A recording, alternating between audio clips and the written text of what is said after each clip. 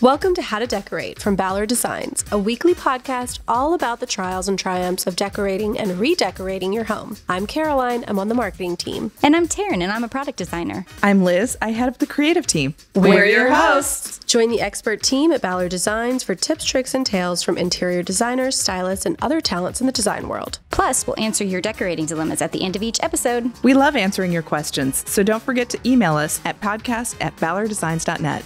Now, on with the show. Our guests today are Ellie Cullman and Lee Cavanaugh. Ellie and Lee are both partners at the esteemed interior design firm Cullman and Kravis. Ellie is the founding partner of the firm, and you may remember her from episode 149 back in 2020. We discussed their book, From Classic to Contemporary, and today we're going to discuss Cullman and Kravis's most recent book, Cullman and Kravis Interiors. The firm is consistently on the 8100 list, Elle Decor's A list, and they're known for creating fresh, traditional spaces infused with vibrant color and modern art. In their latest book, Ellie, Lee, and their partners provide a masterclass in 21st century decorating, from luxurious Manhattan apartments to historic residences overlooking Long Island Sound. Ellie and Lee, welcome to the show. Thanks so much. Thank you. Love having you. And I loved getting to go through your book. There's such a variety of, as I mentioned in the introduction, Manhattan apartments, country homes, waterfront, and townhouses, and just everything in between, and a beautiful, I guess, sort of array of clients, different tastes, different colors. And I really enjoyed getting to see the thread, sort of, I guess, what Cullman and Kravis brings to it. There's sheen and matte. I loved seeing that throughout your floor plans, your play on color, the rugs, so many unique details. And I was wondering if you could just start by kind of sharing with any of our listeners who maybe aren't familiar with your work, what you see as the goal of each room and each of your client projects, and I guess what makes the Cullman and Kravis aesthetic unique. Well, I would start by saying is that we are really passionate about interior design, and also passionate about reflecting both the client's interests and also the location of the home, and working collaboratively within the office. We're 15 people, and collaboratively with all the people that you come in contact with, the architects, the landscape architects, the painters, the upholsterers. The cast of characters is always changing, and that's really what makes it so exciting. So I think that's the main thread. I would also say that we love the mix of old and new, what we always call the alchemy of old and new. We don't want to be only old things, and we don't want to be only new things. For only old things, designs would start to look a little dated and grandma-like. And if we only do new things, it misses the soul. So that we want to have in every project. And also we love the idea of unexpected combinations of items. And that makes you look at them afresh. Right, but I also think fundamentally, looking at each project, another common thread is everything has to be cohesive, the layout, the form, the function, each room. No matter if it's a beach house, country house, in the city, we want every room to be used and to be comfortable and to work for each family or each couple or whoever's living there. We want everything to look fabulous. It's also important for it to feel and be fabulous, to live in. And I think that's something that's very important, that we really are always overly concerned with function. How does the couple or the family or the single person live in the space? And that's really almost more important than the looks, because if you get it to look good but it doesn't function, you've achieved nothing. So that's one of our big mantras. And then right, in the old days with the touch me not living rooms, everything was fancy, you couldn't go in it, and nobody wants that. No one wants that anymore. I mean, everyone wants to be comfortable and have it look good but still be used, because with the way houses and apartments are, we need every space. I feel like COVID probably really brought home that idea that you really needed every inch, because everything had to multitasking. Yeah, multitask. I mean, people, particularly in New York City apartments where space is at such a premium. So every single space in the house had to accommodate more than one function, Mm-hmm. whether it was a kitchen that also became a homework center or a sick bay or anything. I mean, you name it, and we had to layer it upon the design. Yeah. Oh, thank you. You know what? I left the new book in the other room, so I didn't know if you're going to refer to anything. Sorry, I've got it here. Yeah. Well, I loved in the book how you mentioned that you design or you mock up 2 to 3 layouts, and then you present those to the client, and it sounds like you kind of debate with the client, like, this is how this would function and how does this work? Can you kind of explain that to our listeners and why you might make certain decisions or change the layout based on their feedback? Again, it kind of goes along with how the flow of a home works. So if we start with a living room, for example, you really want to look at, what is that room being used for? Is it for formal entertaining, or do you have a TV in there? So you have to just look at, how would people sit in different groupings comfortably? Like, it's really about how you're living there. So maybe you want to have one sofa with 2 chairs next to it. So it kind of, you could create a space for conversation or create a space for watching TV or kind of all of the above. But you want people to be able to kind of move through a room. You don't want to walk into the back of a sofa, for example, and have it be blocking your passageway. It really should function, in terms of scale and how big the pieces are and really what it's being used for, if that makes sense.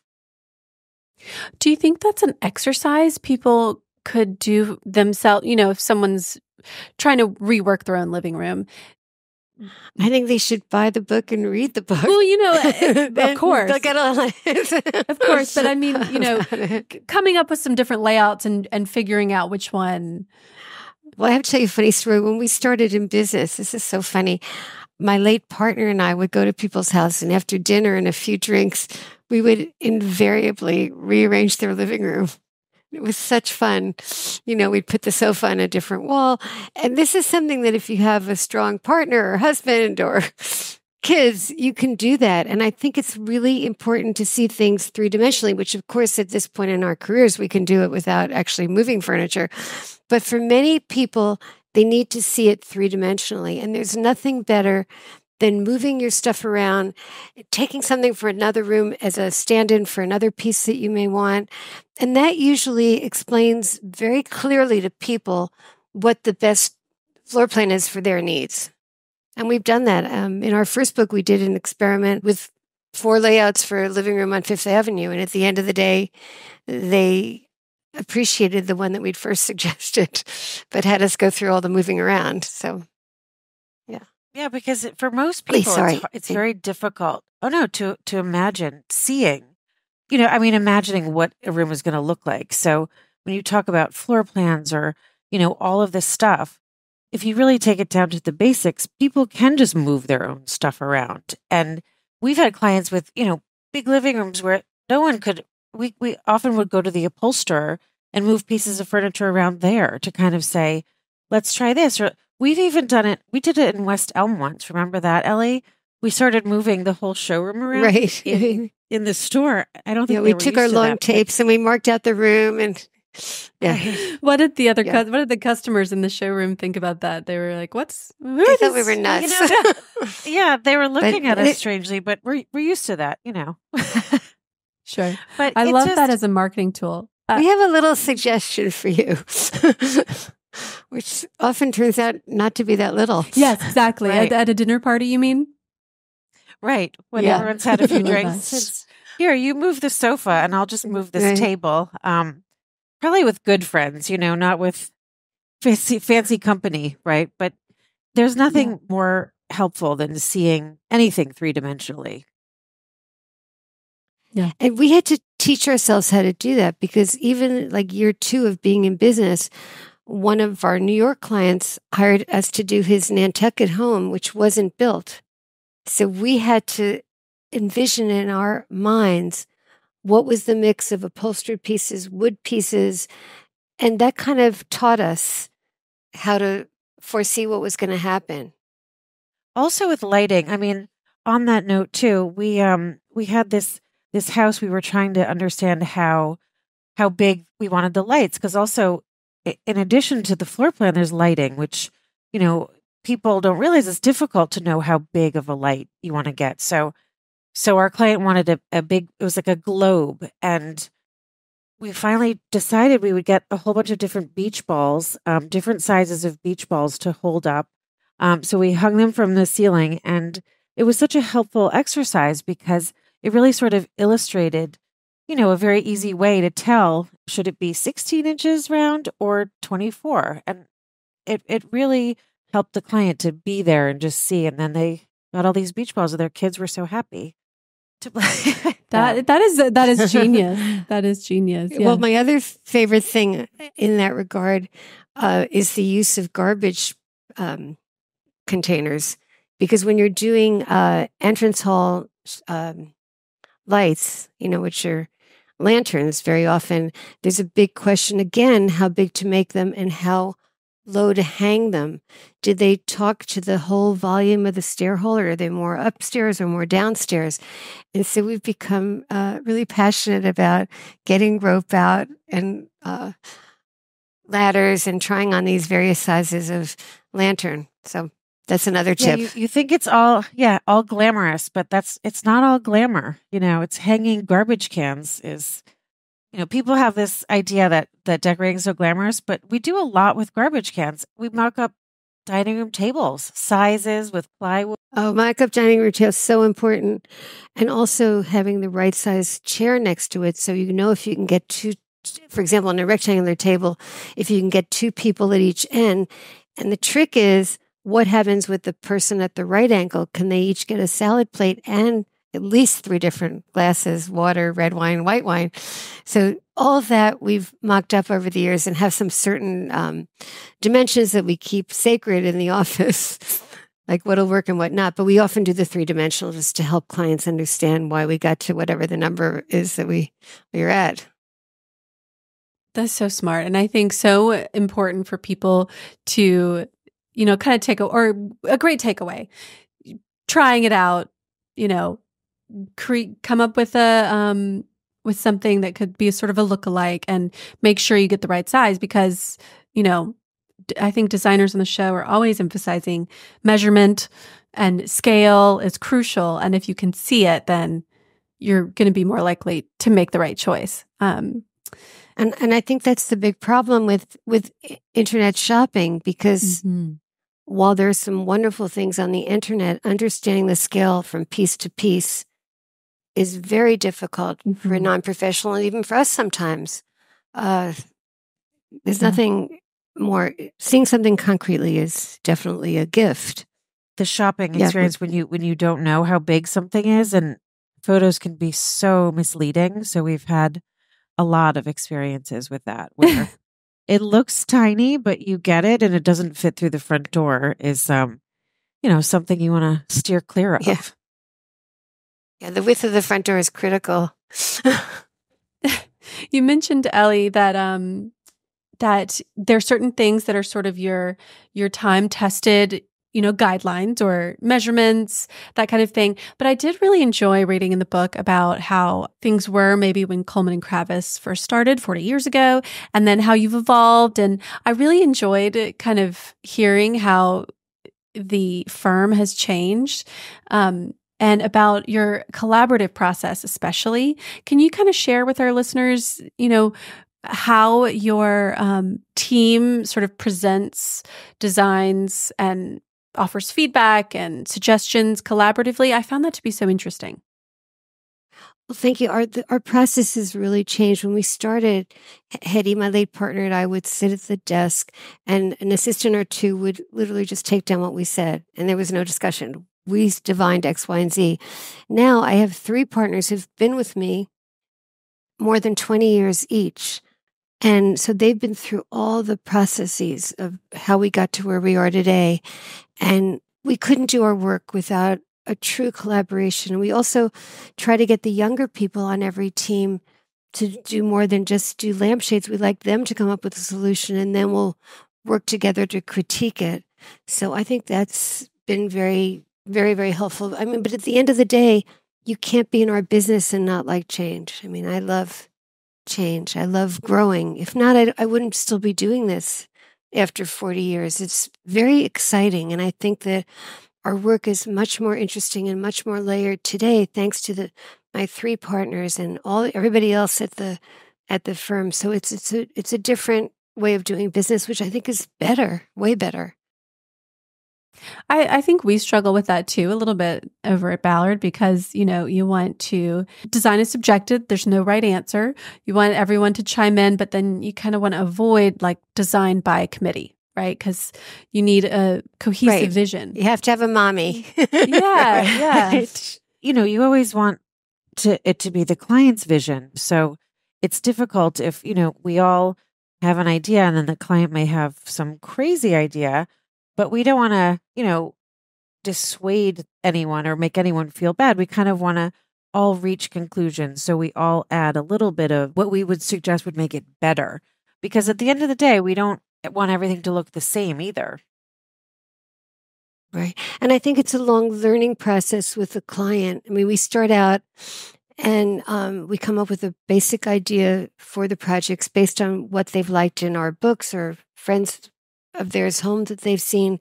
But then at the end of the day, I always say it's a journey. It's a journey to find out what works for them, where you're going.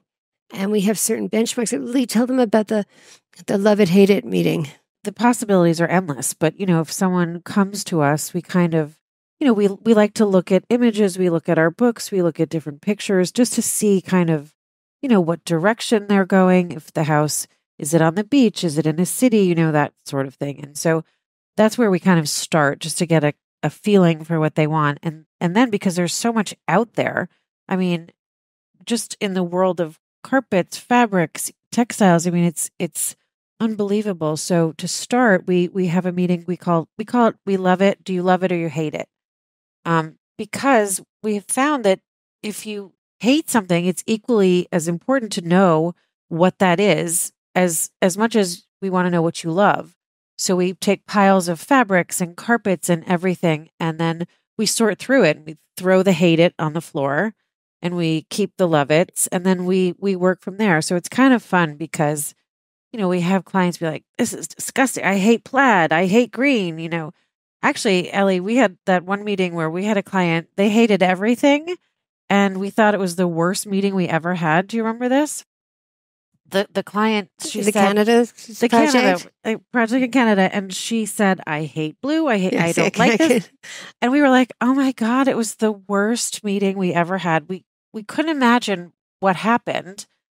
And for some reason, she just had an off day, and then we met again, and she loved everything. She loved green, she loved blue, and she ended up being such a great client, such an amazing project, and still a great friend of ours. And it was so interesting because it is overwhelming. I think it was like so much that she didn't know what she wanted. And then we all came together and we laugh about it today still. What do you think changed in between your first and second meeting? Was it just a bad mood or a bad day? I think it's getting to know you. To quote The King and I, it is a process of us understanding them and them understanding us, and also knowing that we don't have a signature style. We're really chameleons. Our idea is to get into the client's head and come up with the best version of themselves. And after that trust is established, you can be honest and say, Grandma's chair just doesn't make it in this design. And then they say goodbye to Grandma's chair. But we don't say that until the end. Works both ways. We don't want to until make way them at the feel end of bad. the arc. Yeah. Because they get educated. Once you start down this journey, you see what's out there. You see all the possibilities, and you really you educate each other with either the style or the pieces. And we like for the client to come around and say, oh, Grandma's chair is horrible and I can't put it in my house. But I think we've also learned so much for the clients. For example, when we started, our palette was very much dependent on traditional things like like Delft pottery, Chinese pottery, Oriental carpets. And then we had the first client who said that they loved purple. Well, we hadn't really used purple until that point. You and didn't now, like purple. The sky's the limit. Remember, you didn't like Right. purple. Well, sorry. It was like purple was not allowed. But now, That was a rule. Yeah. but now that was real. But now I think because we've worked with so many different people, there's nothing that we can't embrace in a design, right? That's the fun part.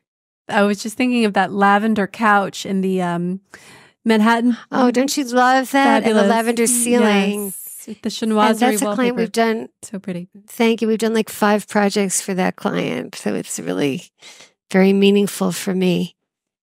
This And you know personal what's way. fun Yeah. about that is that you can see that she has fun with it. Like there are so many fun things in that project. Like you could tell that she has a fun personality with the purple and the pops of fun things. And it's always a pleasure to work with her, right? And you can see it in her homes. Right. And maybe having a great partner like yourselves allows her to take some more risks and show even her personality even more. I loved how in the book you kind of talk about how you're always thinking like decades ahead.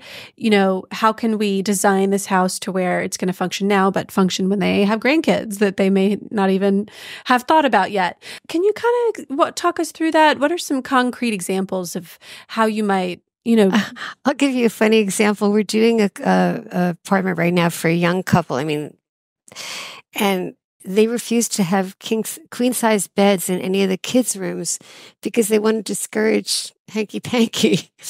And the truth is, I've been telling them, you can't do these 54-inch beds because people grow up so quickly, and it's just going to be 4 or 5 years before they are in college, and they are going to bring home their boyfriends or girlfriends.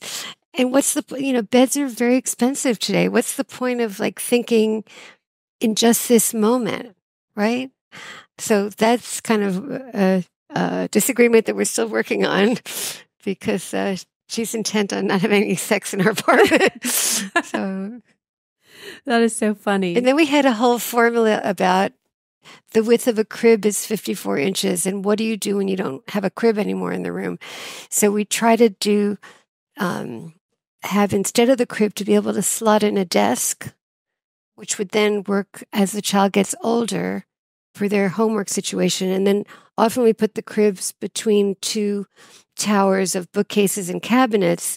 And so while the bookcases originally had like baby books and toys, now they're going to have their schoolwork. So that's the kind of thing we're always, always thinking of. When we do dressing rooms now for people who are about to have grandchildren, we always suggest that they put a day bed in it because when the grandkids first come to visit, they don't want to sleep down the hall in their parents' old room, and they don't want to sleep in another room. They want to sleep part of where the grandparents are. So there's a million little examples like that Also, bunk help rooms. us. Bunk rooms are a Bunk big rooms, thing yes, too. very important. So we Yeah. had one, we were doing it for the family with the kids, and then the kids got old, but then we're like, oh, well, we should still have it because the grandkids could always come back. It's sort of like, even though the kids get older, it's a fun room. It was like a family room, that kind of thing, because you always have it. And then, the grandkids always love to have a fun, a built-in sort of play space like that. Even teenagers, even, the kids in college like to come back sometimes with their friends. So it's fun to plan. It doesn't always have to be just for the little babies. It's like it could be for the teenage kids and that sort of thing, which is fun. Yeah, you kind of forget that the difference between having like kids and then grandkids, it's not that far. I mean, we were joking recently that, you're like, oh, I just bought that chair when really it was like 10 years ago. But that 10 years goes by so fast that, before you know it, you do have grandkids. Okay, so I want to talk about traditional design today. You have a great line in your book about how traditional interiors call us on to balance yesterday, today, and tomorrow that feel fresh and lively and modern while respecting history. I was wondering if you can expand on that a little bit and talk a little bit about how you think about traditional design. Well, I would say the traditional design has to do with the basic rules like symmetry, very important. And the idea that making the traditional look more young It's something that evolves all the time. You can't say, I mean, we've been using, for example, contemporary art with traditional furnishings since day one here, but that's not all we do. Like, for example, now we like to mix in every room and throughout the house, because it's very important that threads of thought go through the whole house. There's nothing worse than one room saying one thing and another room saying another thing. So, for example, it may not even be the art. It may be the idea that you make the lighting fixtures modern. And each time we're trying to find a different recipe. I mean, we change the colors. As Lee said, we used to have a very traditional palette.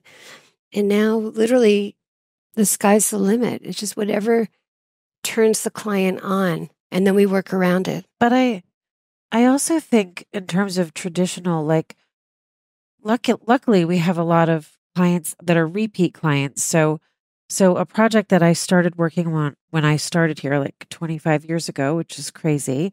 They wanted to refresh. It's just a little refresher, a little facelift, when we were kids. Yeah. But we didn't have to get rid of everything because, interestingly enough, almost all of the upholstery forms that we use now are still the same forms that we used then. So, like, for example, a Paley sofa or a Jean-Michel Franck sofa with a square arm. These are still forms that we use. So you don't need to throw away everything. Maybe you change the upholstery, or if the upholstery is all just plain, you get crazy pillows or a crazy coffee table. It's more about mixing it, having the traditional mixed with something new. I don't think we are, throwing everything away and having, like one big circular sofa in the middle of the room. I mean, that's sort of a little bit out there for us, but we still have a little bit of that traditional there. But like Ellie was saying, you have a crazy light or you have wild lamps. You're not just throwing it all away. It's like we were born with this sort of traditional element, and it sort of is still there because we're not so modern that it's uncomfortable or dated. And also we appreciate the workmanship in a lot of these traditional pieces. That I'll give you an example. A lot of people are throwing away what's called brown furniture today. If you put a crazy lamp or a modern sculpture on that piece of brown furniture, it can be just as exciting as a modern table. In fact, maybe more so because of the dialogue between old and new. Everything should not be of the same vocabulary because there's nothing more deadly. It would be, if you did it all modern, it looked like you came from a furniture showroom, that's bad. And if you did it all antique, then it looks like one of the antique stores that's closed on Madison Avenue recently. We can't do that either. So it's that hopefully original combination of old and new, which is what keeps our work young. Yeah, and you also say in the book that you mess it up, which I really appreciate, like just twisting it that little bit, which is great. Well, that was the quote of the client with the purple sofa. And we've done, as I said, so many projects for her. And she always comes in and takes something out or puts something in that doesn't match anything. And she's always, she really should be a designer. She always is right. She gets that, what I call the curveball that gives the house more life. So that's her quote, even though but attributed to us. Another great quote, Ellie, is another project in the book that we were just talking about earlier about the style. You can speak to the... Oh, I love it. Yeah. This is the chapter on the rustic house on the water in Connecticut. It's called A Reverence for Craft. What we loved about this is this home is now appearing in Veranda this month.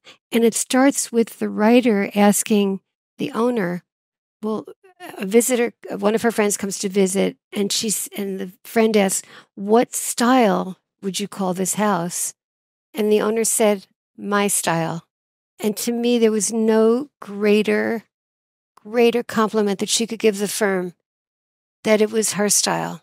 Because that's what we did over the few years that we did that project. And now we're doing a project for them in Jackson Hole, Wyoming. And it's like autopilot. We each know exactly what the other one thinks. It's really, really fun.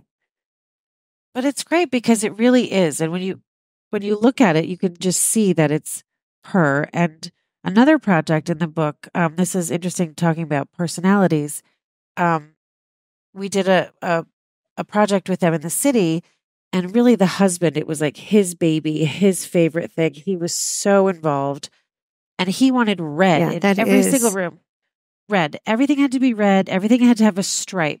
That was what he wanted. So it was challenging for us to say, oh, how are we going to mix this up so that every room is in red? We had to have one had red walls or one had a red chair, but inevitably it was like, find where the stripe is here.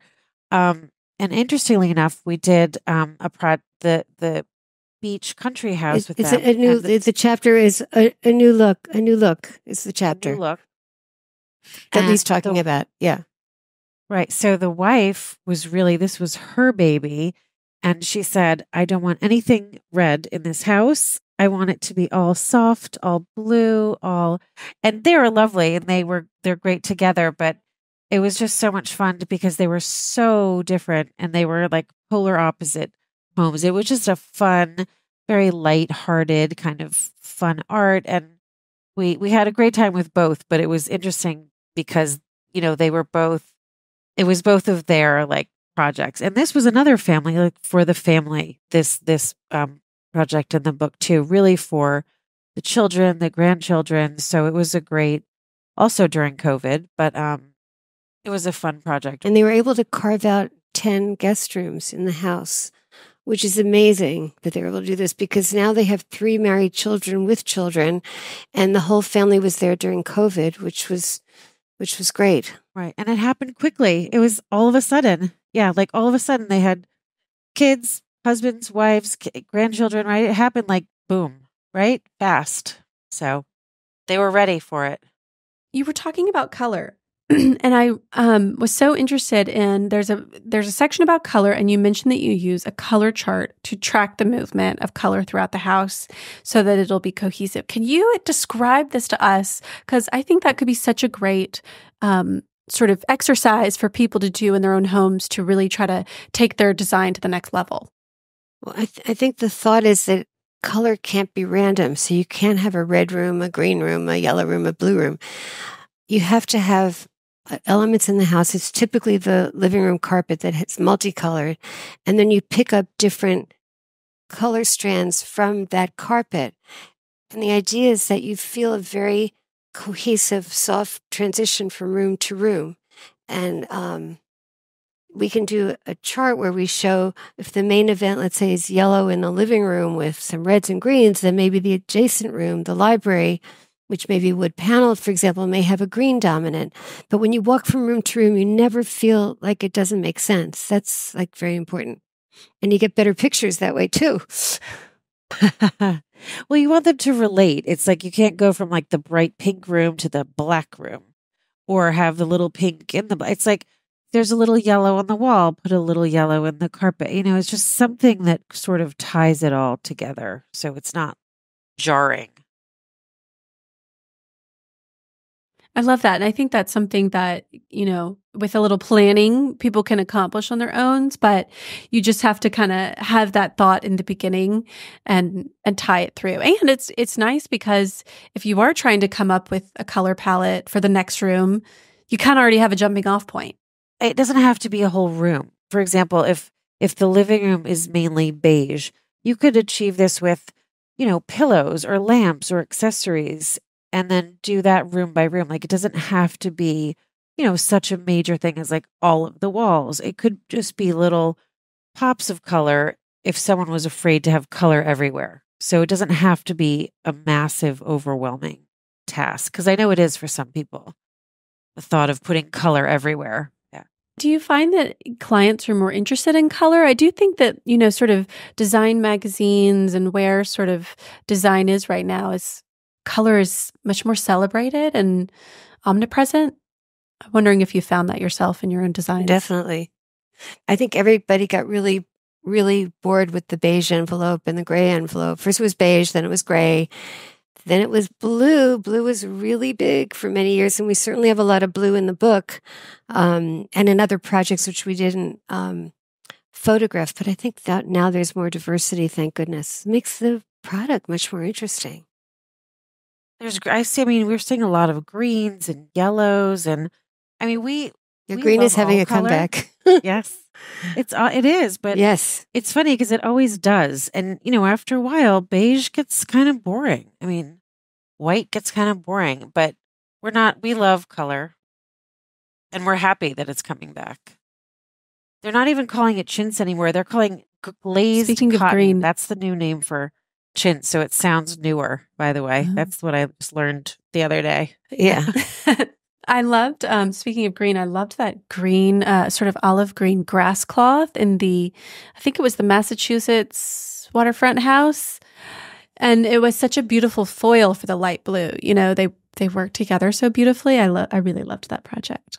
I've just been thinking recently, and we kind of touched on this a little bit, about like good and bad choices maybe I've made in my own decorating, and maybe things that I bought early on that I still have and love. And I'm curious if there's anything that either of you have, you acquired early on in your life out of college, or, your young life, and have kept with you and maybe reimagined, and things that you would suggest people shop for, that they're always going to, things that are going to have longevity and be really versatile.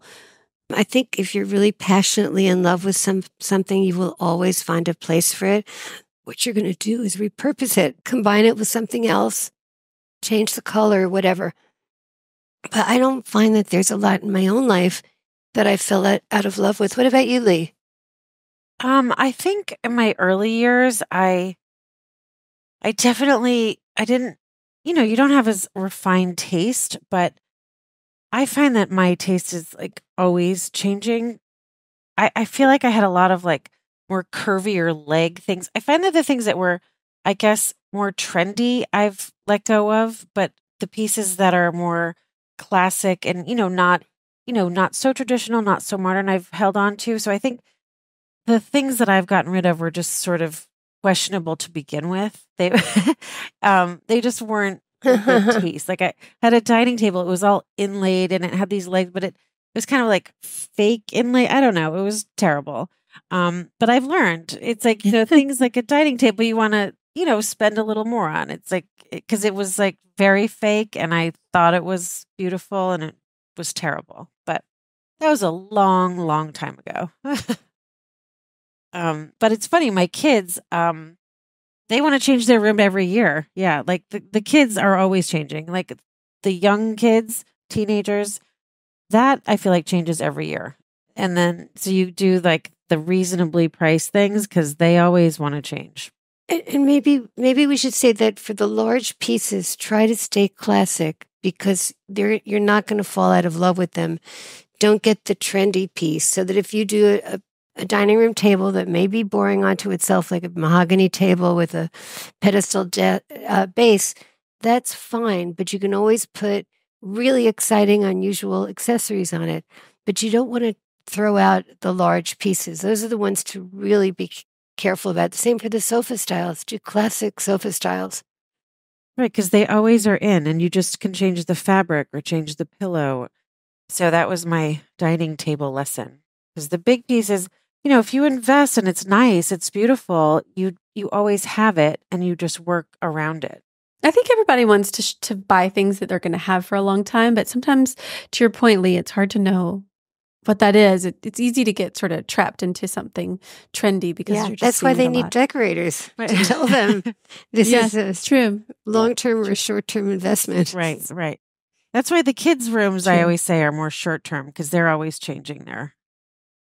But we call that the back of the house. And you give them free rein. No, but we call it the back of the house where, you're not investing as much money with the kids' things. So it's okay if they, break it or change it. Donna writes, "Hi ladies, my name is Donna. I've been decorating my dining room for some time now. I have a custom-made walnut live edge with clear resin dining table, but I need a rug. I purchased a wool beige rug. However, I was disappointed to see the loops were large, not smooth enough for the chairs. The chairs I ordered are black metal, no arms, that are a berry color for that pop of color. I have an island pick on the wall with the color fuchsia. My chandelier is brass with white shades to soften it up. And I have a gray color stone wall in the dining room. Initially, I was going with the coastal earthy vibe. Can you please give me some advice, even a paint color that could tie it all together? Thank you. Donna. All right. She sent us some photos. What do you two ladies think? First of all, I love the rug. I mean, the room, it's like each piece is great. And we see how she wants to tie it together. I think there are a couple of ways that we might recommend what to do here. Like if she was feeling really bold, she could paint the walls the fuchsia color of the chairs. I think what we want to see is we want to see that color more so it gets tied together, but it could be really fun and exciting to have that color paint. And even if you take a fabric, that chair fabric, to a Janovic or a Benjamin Moore, they can match that color exactly, which is pretty cool. Any paint store, Benjamin Moore does color matching, so that would be, I don't know if she would be confident enough to have that bright wall, but we thought that would be really fun. Or a wall covering that had, something with that color in it, so it would sort of tie together. It's like you want to see it again because it's such a fun, bright, cheerful splash of color. But if that felt overwhelming, even things like accessories, like if there was a collection of things on the dining table, like glass vases or a big bowl that was the fuchsia or something that just sort of carried it somewhere else other than just the chairs, that would be something that could be, very fun and kind of tie it all together. And with the chairs, because we have had this before with metal chairs and a carpet, it's difficult to slide any kind of metal foot like that. But they have these, there's a couple of different plastic little feet you can put on chairs like this. The ones you tap onto the bottom, the plastic ones are better with wood, but they do make a plastic, it's almost like a little sabot where it just goes right on the bottom of the chair and should definitely help with sliding back and forth on that type of a carpet. She could try that as a cost-effective remedy to start with instead of getting a whole new rug. Yeah. It'd be a shame to throw out the carpet because the carpet is graphic and is really interesting with the curvilinear organic lines of the table. So I think you could do something, as Lee is suggesting, either the walls, if you do something with the walls and then just try these sabots for the chairs. And if the carpet is degraded in a few years, you're not adding good money after bad. You're going to the next event in the room. I think that's more cost effective. Yeah, it just needs that little thing to tie it together. Yeah, just a little oomph to bring it. But we thought the walls would be the go. Something that's got the burgundy repeated. I mean, I think that's it. If she were really adventurous, she could paint the ceiling in the burgundy. Or the wallpaper and the ceiling. Yeah. Yes, that too. Yeah, or the ceiling the wallpaper could be 3 colors and the ceiling could be even silver. I mean, there's so many things you can do, but as Lee said, you have to repeat the burgundy and you have to do something in the room that repeats the colors. It sounds like she just needs to go a little further. Just like take it a little further and not be afraid. Yeah. No, but it's scary. It's very overwhelming. I mean, we get it. People get overwhelmed. It's a lot, but she's on the right track. It looks good. She's almost there.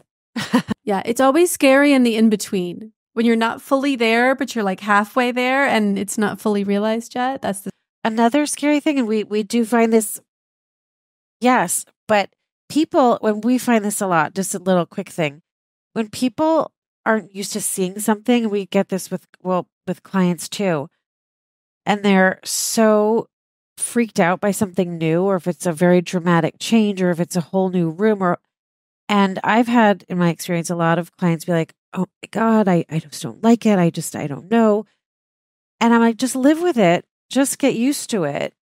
And it happens more often than not that it's just the change. A lot of people aren't used to seeing new things or something very different. So thank goodness it's been oh, I love it now. It's hard to see something brand new. It's also the curse of not seeing everything together, which happens when you're doing it on your own. We really, really prefer to have everything in storage and then install a room altogether, because then everything makes sense. In dribs and drabs, it doesn't make sense at all, usually, as Lee said. Sure, you have to be really focused to execute it, not get scared halfway. Yeah, that makes sense. So she could be kind of paralyzed right now looking at it, like, what have I done? But she's almost there. Good luck, Donna. Thank you for writing in. Lee and Ellie have given you a little bit of, the stamp of approval. Keep going. Don't stop. Well, thank you both so much. Really, really loved your book, Cullman and Kravis Interiors. And can you tell everyone where they can find you and follow you? We have our Instagram account, CK Design, and the book is already available on Amazon, or you can order it from your local bookstore. Well, I just saw it on Target too. Yep. It's pre-order. But I hope they didn't discount it already. Yeah, no, it's not discounted. Not discounted. But yeah, you can, even if you just Google Cullman and Kravis, all of those. Yeah, our website has it. Yeah. Y'all come up. Yep. Cullman and Kravis Interiors from Rizzoli. And that's our show. You can find all of the show notes on our blog, howtodecorate.com/podcast. To send in a decorating dilemma, email your questions to podcast@ballarddesigns.net so we can help you with your space. And of course, be sure to follow us on social media at Ballard Designs. Don't forget to subscribe wherever you get your podcasts so you never miss an episode. And please leave us a review. We'd love to hear your feedback. Until next time, happy Happy decorating.